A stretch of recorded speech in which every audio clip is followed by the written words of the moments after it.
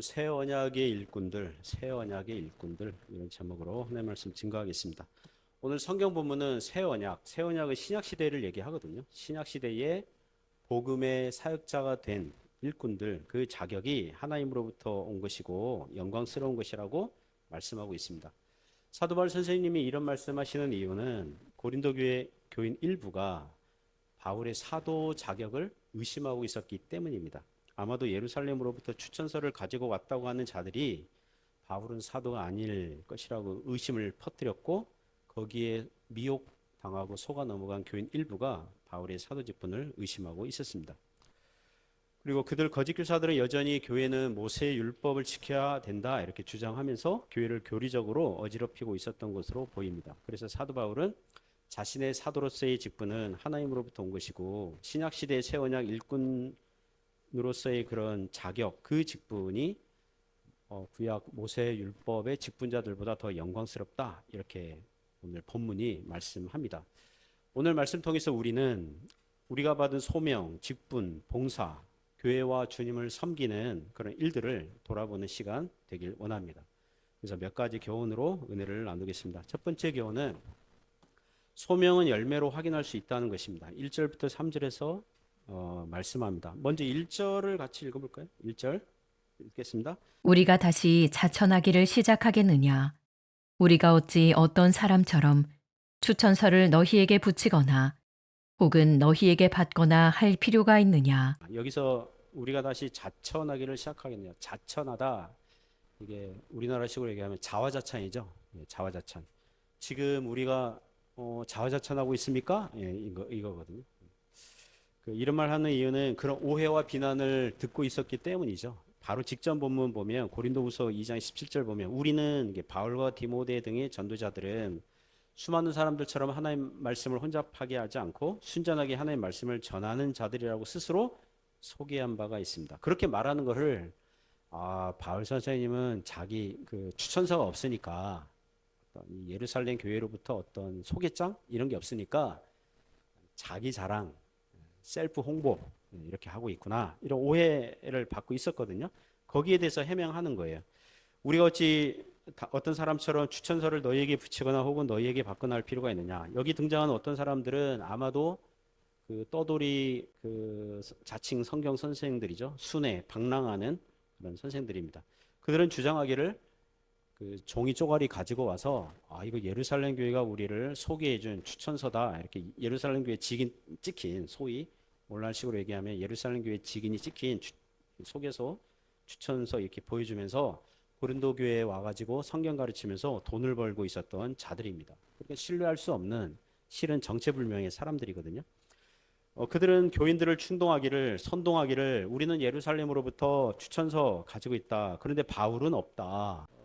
예루살렘 교회 지도자들은 예를 들면 베드로, 또 장로 야고보, 이런 사람들이 바울을 공격할 리가 없거든요. 바울의 직분, 사도 직분과 바울의 가르치는 내용을 공격할 이유가 없습니다. 그러니까 이 어떤 사람들, 이 추천서를 가지고 와서 고린도 교회에서 활동하는 이 거짓 이 교사들은 짜가죠, 짜가. 가짜죠, 가짜. 진짜 성경 교사들이 아닌 것입니다. 그들은 자신들의 입지를 확보하기 위해서 추천장, 소개장 운운하면서 바울을 공격하고 있었던 것입니다. 일부 교인들은 거기에 넘어간 것으로 보입니다. 이에 바울은 이렇게 얘기하는 거거든요. 우리가 어찌 어떤 사람처럼 추천서를 너희에게 붙이거나 혹은 너희에게 받거나 할 필요가 있느냐. 왜냐하면 고린도 교회는 누가 전도해서 세운 것입니까? 사도 바울이 그랬거든요. 2차 전도 여행 때 바울이 고린도에 와서 수많은 사람들을 전도해서 교회를 세웠습니다. 바울은 고린도 교회 제1대 담임 목사라고 할 수 있습니다. 교회가 바울을 처음 본 것도 아니에요. 제가 2차 전도 여행 그리고 3차 전도 여행 이렇게 연수를 이렇게 계산해 보니까 이미 한 고린도 교회를 개척하고 한 7, 8년 정도 지난 때예요. 지난 때입니다. 교회가 바울을 처음 본 거 아니에요. 이미 수년 동안 믿음 안에서 교제를 해오고 있는데 새삼 바울에게 추천서, 소개장을 요구할 이유가 없다는 것입니다. 제가 우리 해주교회에서, 해주 한인교회에서 20년째 목사로 사역하고 있습니다. 근데 어느 날 우리 교인들 일부가 저한테 와서 목사님, 정말 목사님 맞습니까? 신학교 졸업장이랑 교단에서 그 재직 증명서 떼주거든요. 목사 재직 증명서를 제출하시기 바랍니다. 이러면 그거는 목사와 교인들 관계를 끝장낼 말이죠. 만일 어느 목사님이 어느 교회에 청빙을 받게 되었을 때 보통 목사님을 청빙할 때 요구하는 서류가 뭐 이력서, 뭐 신학교 졸업 증명서, 재직 증명서 이런 거 제출하라고 하거든요. 그때 제출해야 돼요? 안 해도 돼요? 해야 됩니다. 그때는 해야 돼요. 왜냐하면 서로 모르잖아요. 서로 잘 모르잖아요. 처음에는 필요하거든요. 그런데 저 같은 경우는 이미 20년째 사역하고 있는데 우리 교인 중에 그런 사람이 있다는 게 아니라 제가 예를 들면 20년째 지금 사역하고 있는데 이제 와가지고 새 사람 저한테 이력서나 신학교 졸업장 재직증명서 내라 그러면 그거는 교인들이 목사님을 믿는다는 거예요? 못 믿는다는 거예요? 못 믿는다는 거예요. 안 믿는다는 거죠.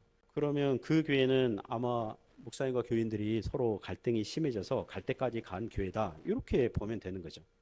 그래서 2절, 3절 보시면 바울의 추천서와 소개장은 고린도 교회 교인들 자체다. 이렇게 말씀합니다. 2절, 3절 같이 읽어보겠습니다. 너희는 우리의 편지라. 우리 마음에 썼고 뭇 사람이 알고 읽는 바라. 너희는 우리로 말미암아 나타난 그리스도의 편지니 이는 먹으로 쓴 것이 아니요 오직 살아계신 하나님의 영으로 쓴 것이며 또 돌판에 쓴 것이 아니요 오직 육의 마음판에 쓴 것이라.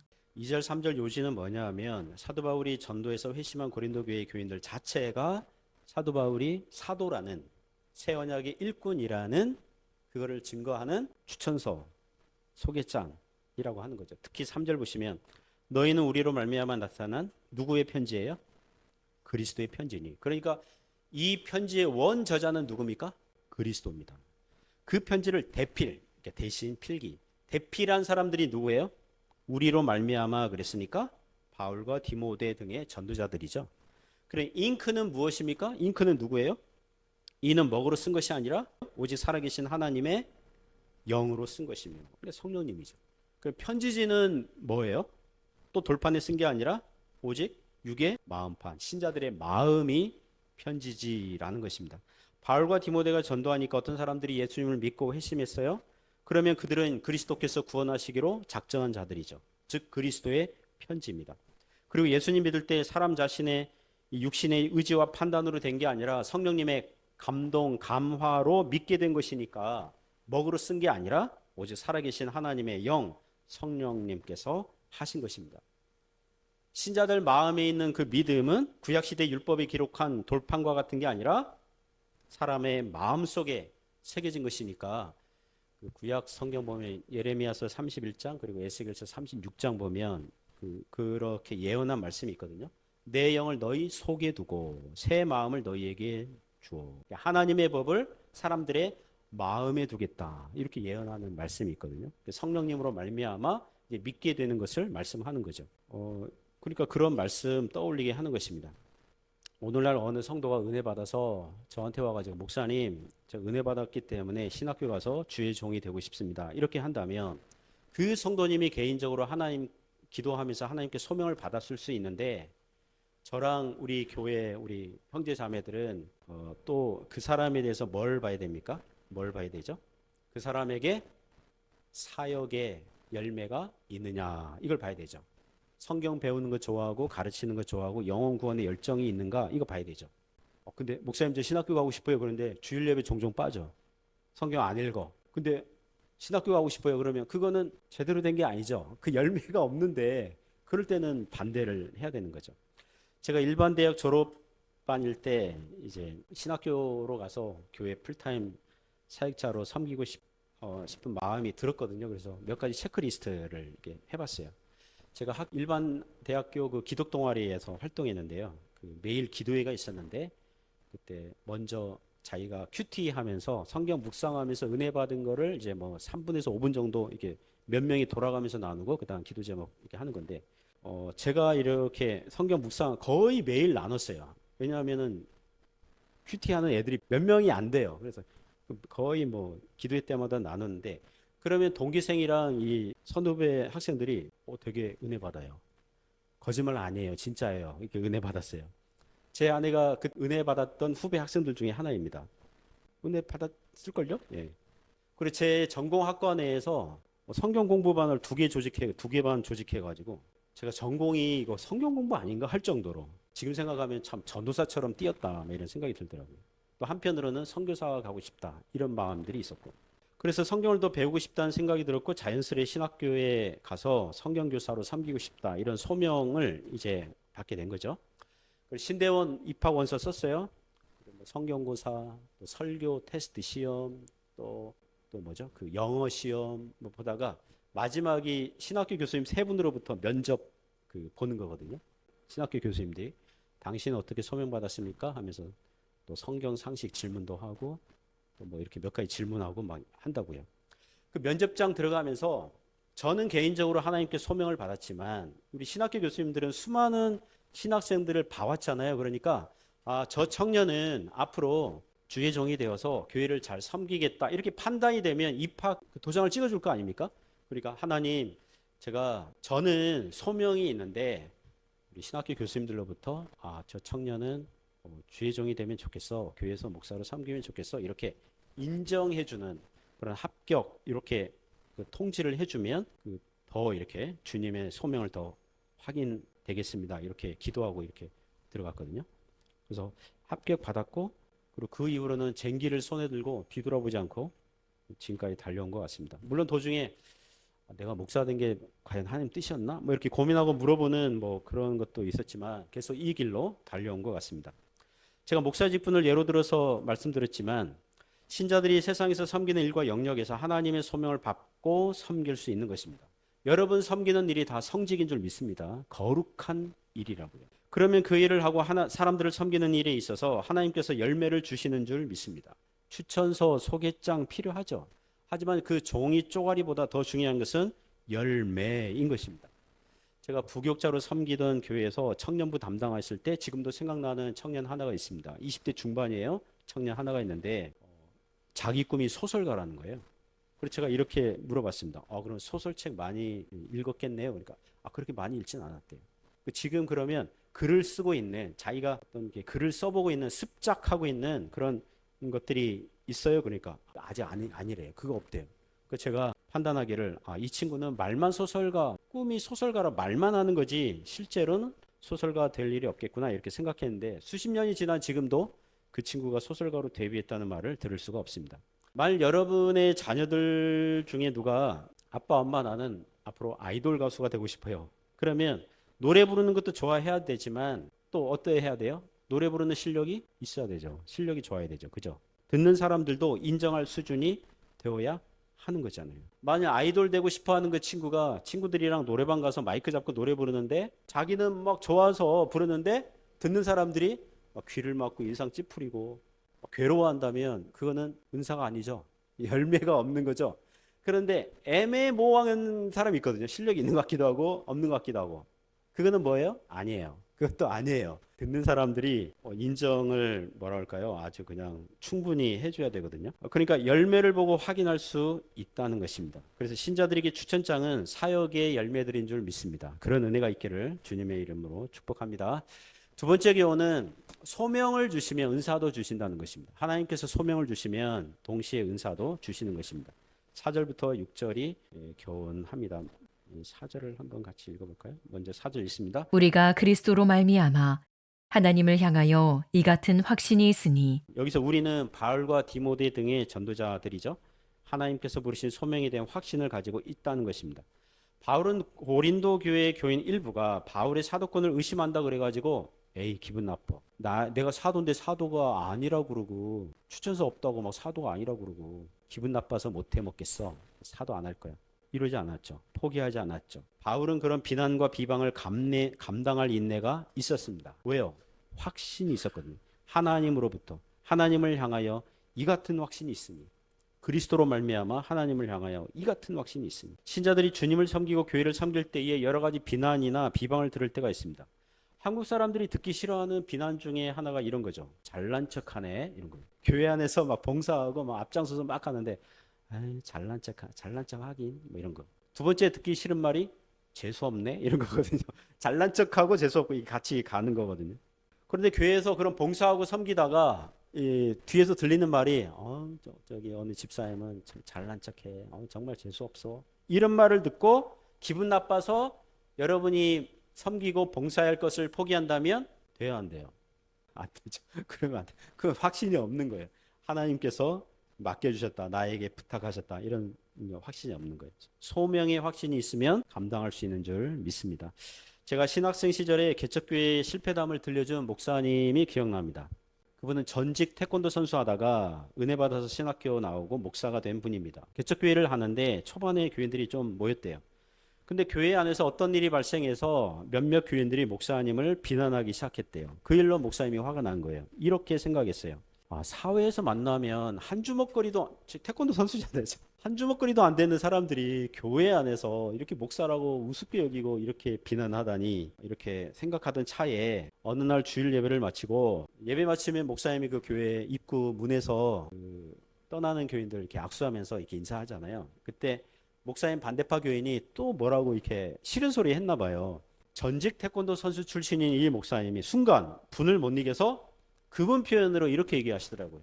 그 집사님 허리를 잡고 한 바퀴 돌려버렸대요. 그게 어떤 것인지 모르겠어요. 태권도 선수가 왜 유도 기술을 썼을까? 하여튼 한 바퀴 돌렸대요.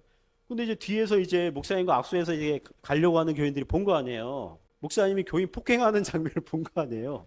그러니까 그 이후로 한 명, 두 명, 세 명 이게 떠나고 나중에 그 개척교회는 문을 닫아야 했노라, 이런 간증을 들은 적이 있습니다. 여러분, 하나님께서 부르셨다는 확신이 있으면요, 마음에 여유가 생겨요. 문제가 발생하잖아요. 그러면 이 문제를 누가 해결해 주실 것이라고 기다리는 마음 있을까요? 누가 해결해 줘요? 하나님께서 해결해 주실 거라는 기다리면서 가면 돼요. 그게 왜요? 확신이 있으니까. 그리스도로 말미암아 하나님을 향하여 확신, 그걸 갖고 가는 것입니다. 그러면서 5절에 이렇게 말씀합니다. 5절 같이 읽습니다. 우리가 무슨 일이든지 우리에게서 난 것 같이 스스로 만족할 것이 아니니 우리의 만족은 오직 하나님으로부터 나느니라. 이 구절에서 만족으로 번역된 헬라어 단어가 히카노테스라는 단어인데요. 영어 성경을 보니까 컴피텐스, 그러니까 능력, 역량, 자격, 이렇게 번역할 수 있는 거예요. 그러니까 5절의 요지는 사도 바울의 이 사역자가 된 자격의 출처는 자기 자신이 아니라 누구에게 있어요?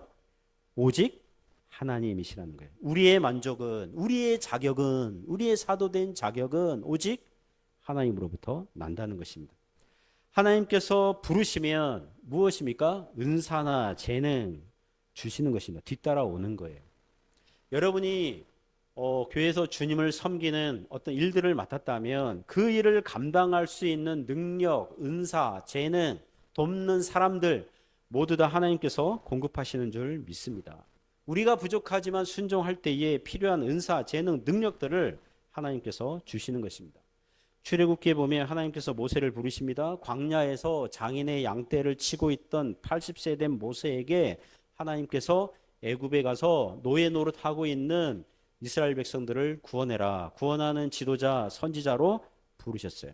그때 모세는 처음에는 거절해요. 여러 가지 이유를 들어서 거절하는데 그 중에 하나가 자기는 입이 둔한 자입니다. 말을 잘 못한다는 거예요. 모세의 생각은 뭡니까? 자고로 지도자라면 이 말빨이 좋아서, 말주변이 좋아서 사람들을 설득하고 선동하고 끌어당기고 이런 능력이 있어야 되는데 자기는 말을 잘 못한다는 거예요.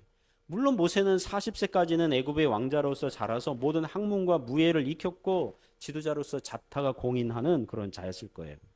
하지만 그때 기세가 한번 꺾였잖아요. 40살에. 애굽 군인 죽여가지고 살인범 수배당해서 이렇게 도망자 신세가 되고 40년간 양치기 하고 뭐 촌부로 살아오지 않았습니까? 자신의 자신감이 밑바닥에 떨어졌거든요. 그러나 하나님께서 부르신다면 말주변, 사람들을 말로써 설득하고 용기를 주는 능력과 재능들은 하나님께서 추가로 부수적으로 주시는 거예요. 결국 어떻게 됐습니까? 입이 둔한다고 거절하는 모세에게 하나님께서 그 형 아론을 붙여준다고 그랬거든요. 처음에는. 그래서 아론이 몇 번 모세의 대리인 자격으로 애굽 왕을 만나요. 하지만 나중에 모세가 전면에 나서서 지도자로서 선지자로서 백성들을 이끌어 가요. 그리고 모세오경 누가 썼습니까? 모세가요. 입이 둔하다고 한 그 모세로 하여금 하나님께서 모세오경을 쓰시도록 하신 것입니다. 나중에 그 예레미야 선지서도 보면 그 예레미야도 선지자로 부르심 받을 때 모세처럼 비슷하게 얘기하거든요. 나는 아이라. 실제 나이가 어리다는 게 아니라 부족하다는 거죠. 나는 아이여서 말할 줄을 모릅니다. 말주변이 없습니다. 그런 거거든요. 그때 하나님께서 예레미야와 함께 하시겠다고 약속했고요. 그러자 예레미야는 선지자로서 사역을 했고, 예레미야서가 모두 몇 장인지 아세요? 그 대선지서 이사야가 66장이고요. 최고로 많이 썼고, 두 번째가 바로 예레미야서예요. 예레미야가 52장을 썼습니다. 하나님께서 부르시니까 언어의 은사도 주시고 그렇게 되는 거예요. 사랑하는 성도 여러분, 오늘날도 마찬가지입니다. 하나님께서 부르시고 직분을 주시고 봉사의 일들을 맡기셨다면 은사와 재능은 뒤따라오는 것입니다. 이런 고민할 때가 있습니다. 주님의 뜻이 먼저냐, 돈이 먼저냐, 재정이 되냐 안 되냐, 이게 주님의 뜻이냐 아니냐, 재정이 되냐 안 되냐. 물론 상식과 지혜를 가지고 이렇게 해야 되지만 우선되는 건 뭐예요? 주님의 뜻인 줄 믿습니다. 주님의 뜻이면 하나님께서 돈도 재정도 따라서 주시는 거예요. 왜냐하면 우리의 만족은, 우리의 자격은 오직 하나님으로부터 나기 때문입니다. 6절은 직분의 자격을 말하면서 구약 율법과 성령의 사역을 대조 비교 시작하거든요. 6절 말씀 같이 읽어보겠습니다. 그가 또한 우리를 새 언약의 일꾼 되기에 만족하게 하셨으니 율법 조문으로 하지 아니하고 오직 영으로 함이니 율법 조문은 죽이는 것이요 영은 살리는 것이니라. 6절에 새 언약의 일꾼 이런 표현이 있습니다. 새 언약은 신약 시대를 얘기합니다. 바울 그 전도자 사도로서의 직분, 충분하고 자격이 있게 하시는 분은 하나님이시라는 거죠. 이거 율법 조문으로 하지 않고 오직 영으로 함이니, 율법 조문은 죽이는 것이요 영은 살리는 것이라. 율법 조문과 이 복음, 이 영의 대조는 이후 구절들에서 더 말씀드리겠습니다. 아마도 여기 고린도 교회에서 바울이 없는 틈을 타서 활동하던 거짓 교사들이 자신들은 예루살렘에서 파견된 공인된 추천서와 소개장을 가진 자들로 자처하면서 구약 율법 규정들을 여전히 지켜야 된다고 가르치고 주장했던 것 같습니다. 그와 같은 자들이 이미 갈라디아 지역의 교회들을 성경 교리들을 어지럽혔거든요. 쑥대밭으로 만들었죠. 할례도 해야 된다, 안식일법도 지켜야 된다. 나중에 골로새 그 지역의 교회들도 그런 이 유대주의자들의 공격을 당해서 흔들리고 있었습니다.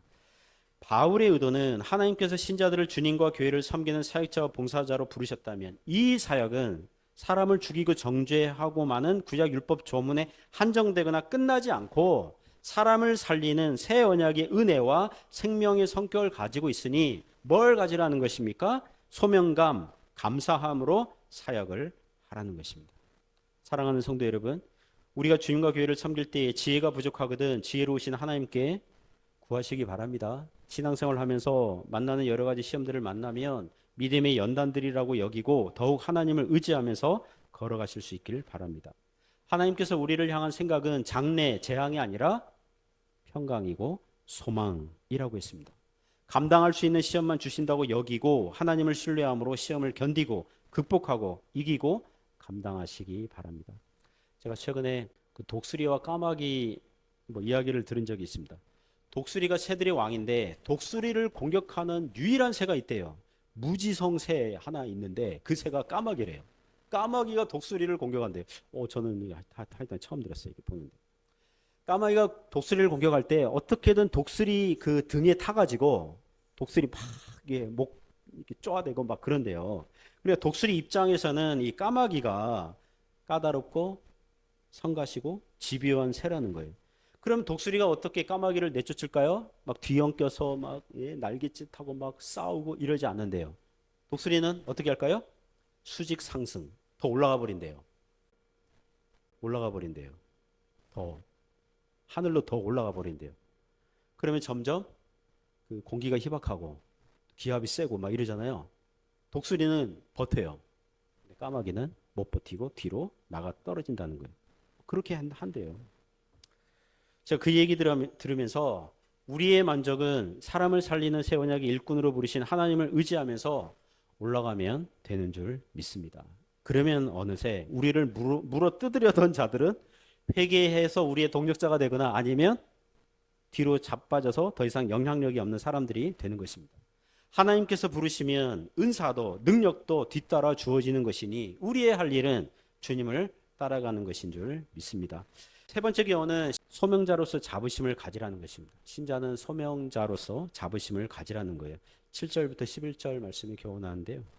같이 읽어보겠습니다. 7절부터 11절까지 같이 읽습니다. 돌에 서서 새긴 죽게 하는 율법 조문의 직분도 영광이 있어 이스라엘 자손들은 모세의 얼굴에 없어질 영광 때문에도 그 얼굴을 주목하지 못하였거든. 하물며 영의 직분은 더욱 영광이 있지 아니하겠느냐. 정죄의 직분도 영광이 있은즉 의의 직분은 영광이 더욱 넘치리라. 영광되었던 것이 더 큰 영광으로 말미암아 이에 영광될 것이 없으나 없어질 것도 영광으로 말미암았은즉 길이 있을 것은 더욱 영광 가운데 있느니라. 아멘. 7절부터 11절은 구약 율법의 그 일꾼들과 새 언약의 일꾼들, 신약 시대 복음의 일꾼들의 그 성격을 대조 비교하는 것입니다. 여기서 오해하면 안 되는 것은 구약 율법은 나쁘고 신약 복음은 좋다 이런 식으로 이분법 구조로 생각하면 안 돼요. 구약 율법에 맡은 역할이 따로 있고 신약 복음이 맡은 역할이 따로 있는 것입니다. 구약 율법, 모세 율법이라도 아담의 범죄 이후로 사람들은 스스로 구원 얻을 수 있는 자격이 상실되었기 때문에, 그죠? 행위 언약은 끝났어요. 아담 범죄하기 이전의 언약이 행위 언약이거든요. 사람의 행위로 스스로 의를 얻을 수 있다. 이게 행위 언약인데 아담이 범죄함으로 자격 상실됐어요. 범죄 이후로 오는 모든 언약과 율법도 아담 이후로 주어진 것이기 때문에 은혜 언약 안에 포함되어 있어요. 겉으로는 율법의 형식을 띠고 있어요. 그러나 내용적으로는 복음적이고 은혜로운 거예요. 자, 예를 들면 구약 시대에 누가 범죄했다면 어떻게 해야 돼요?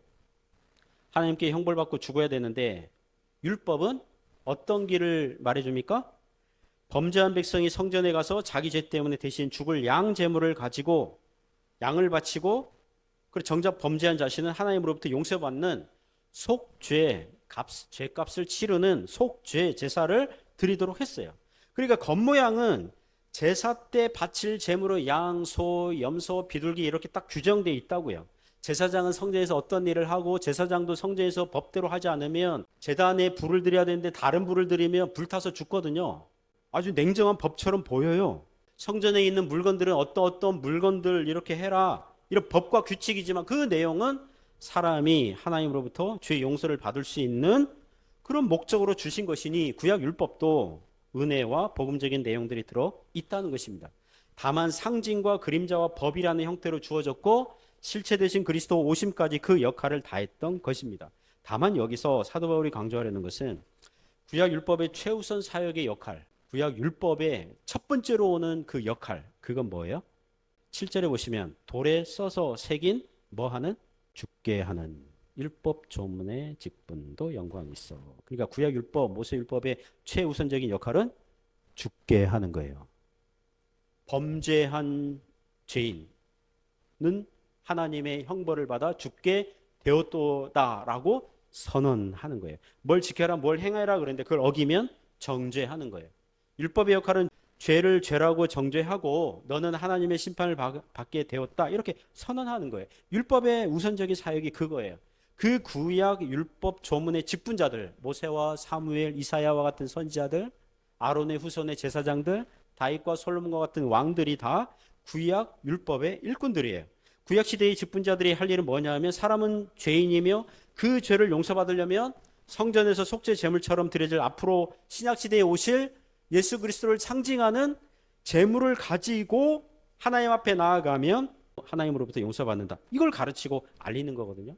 그 할례 제도도 혈통상 이스라엘 백성으로 태어나면 구원받는 게 아니라 할례를 행해라 그랬잖아요.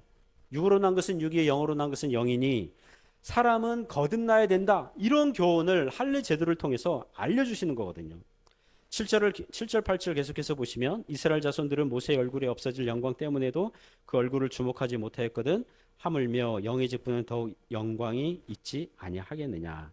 구약시대에 잠시 그 맡은 역할을 수행하였던 율법의 직분자들이 영광스러웠다면 모세 같은 경우는 하나님을 대면하고 와서 얼굴에 광채가 있어가지고 백성들이 눈부셔요 막 이러니까 얼굴 수건에 잠시 덮었잖아요. 그 광채가 뭐 1년, 2년 막 계속 가요? 아니거든요. 막 사라지는 거거든요.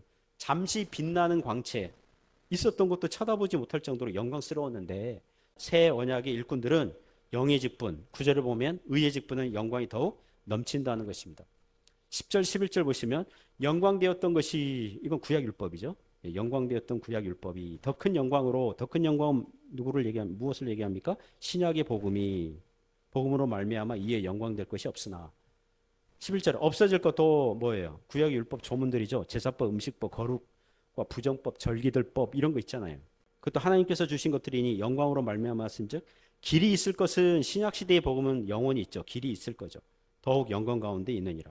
그러니까 신약 시대에 복음을 전하고 가르치고 전파하고 살아내는 직분자들로서의 자부심 가지라는 것입니다.